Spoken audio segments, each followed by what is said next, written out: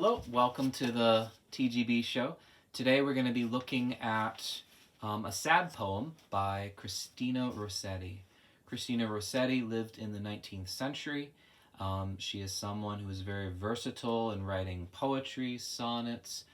She's also very famous for being one of those original pioneers in what we would see as the modern fantasy movement. Some of her description of goblins actually would influence J.R.R. Tolkien.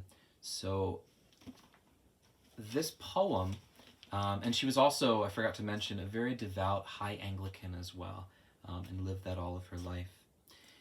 This poem is called From Eve, and it's the moment that Eve finds her son Abel, who was just killed by Cain. And so it sort of imagines what that might be.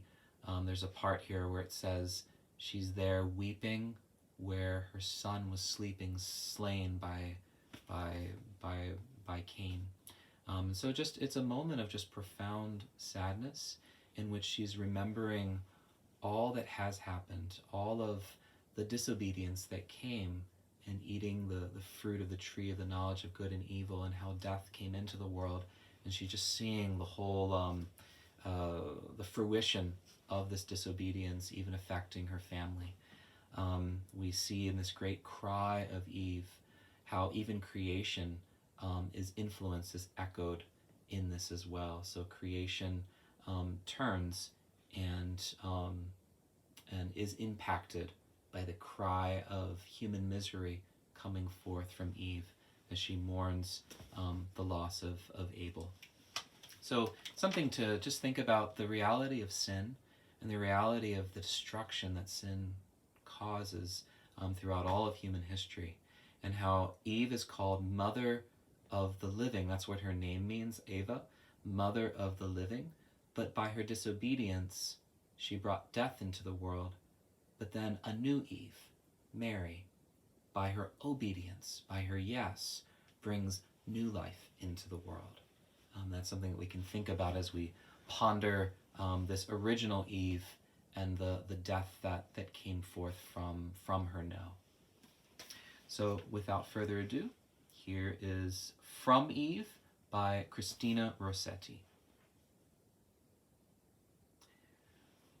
While I sit at the door, sick to gaze within, mine eye weepeth sore for sorrow and sin. As a tree my sin stands, to darken all lands. Death is the fruit it bore. I, Eve, sad mother of all who must live, I, not another, plucked bitterest fruit to give. My friend, my husband, lover, a wanton eyes run over. Who but I should grieve? Cain hath slain his brother. Of all who must die, mother, miserable Eve. Thus she sat weeping, thus Eve our mother, where one lay sleeping, slain by his brother. Greatest and least, each piteous beast, to hear her voice, forgot his joys, and set aside his feast. The mouse paused in his walk, and dropped his wheaten stalk. Grave cattle wagged their heads in rumination. The eagle gave a cry from his cloud station. Larks in thyme beds forbore to mount or sing. Bees dropped upon the wing. Huge camels knelt as if in deprecation. The kind heart's tears were falling. Chattered the wistful stork. Dove voices with a dying fall cooed desolation, answered grief by grief. Only the serpent in the dust, wriggling and crawling, grinned an evil grin, and thrust his tongue out with its fork. See you guys tomorrow.